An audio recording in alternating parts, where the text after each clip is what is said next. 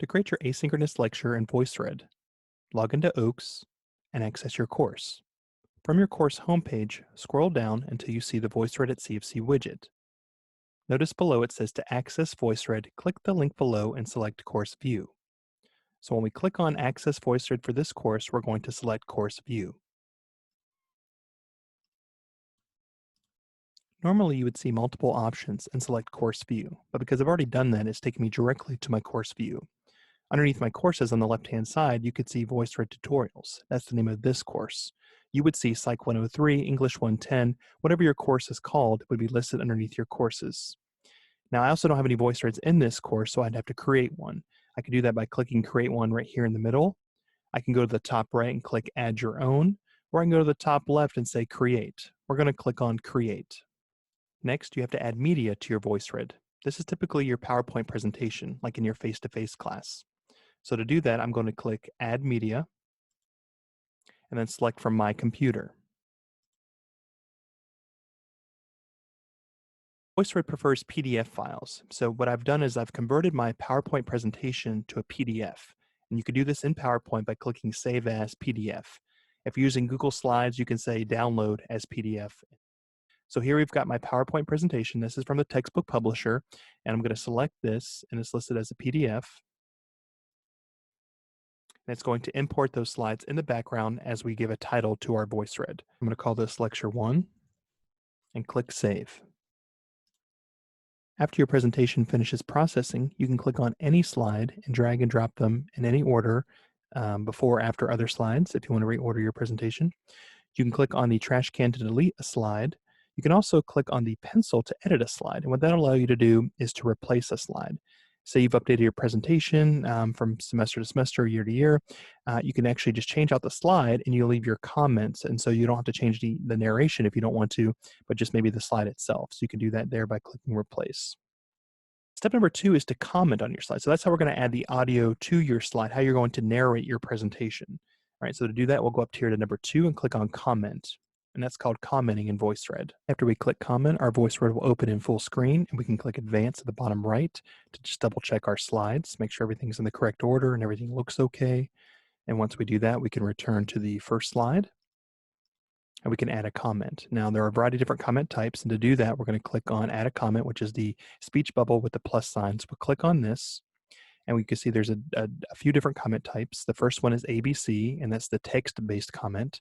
So when you read in your the readings about text-based lectures, you could do that here. So I could say, what is psychology? Okay, and as I do that, I can save. And then on the left-hand side, my icon will appear, and that can either be an image of you if you've uploaded that, or it could be your initials, CM, for example. And then I can edit this comment if I want to. I can delete it. I can reply to other students or other commenters, and I can adjust the size of that comment. So if I have a visual impairment, I can make it larger, or I can shrink it if I want to. Other comment types include the phone comment, and so this might be useful if you want to reach out to a guest lecturer or guest speaker. You can arrange a time for them to be called by VoiceThread, and you'll type in their phone number, and they can leave up to 10 minutes, 10-minute comment on a particular slide, which is pretty neat. The audio comment is how you'll do the audio enhanced lecture that we talked about. The video comment is how you'll leave the video enhanced lecture. So this will be your web camera. So a little talking head over here on the left-hand side by your icon that'll correspond with your slides.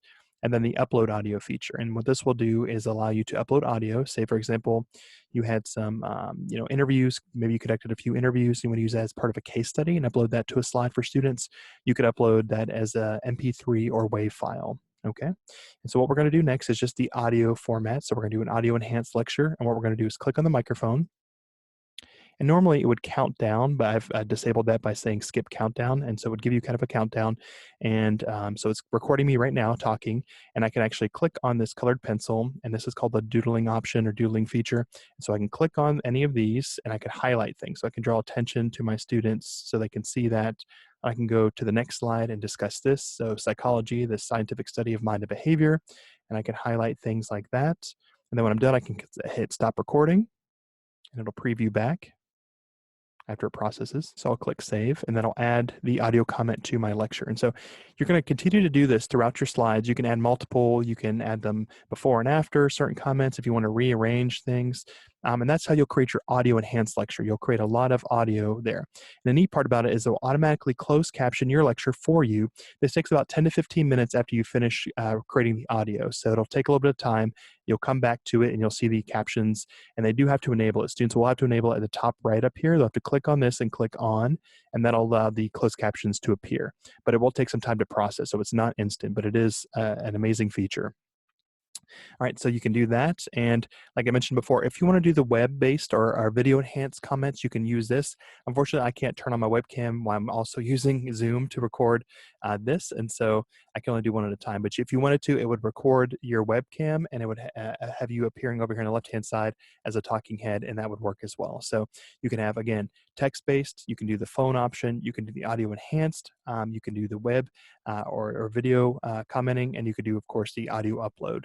And you would just go slide by slide and add your different comments. When you finish commenting on every slide, click on the X in the top right corner. This will bring us back and allow us to share and return to course.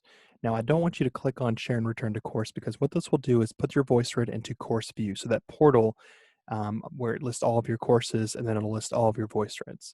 So we don't necessarily want students to access your VoiceThreads that way. We want to actually have them access the VoiceThreads through content.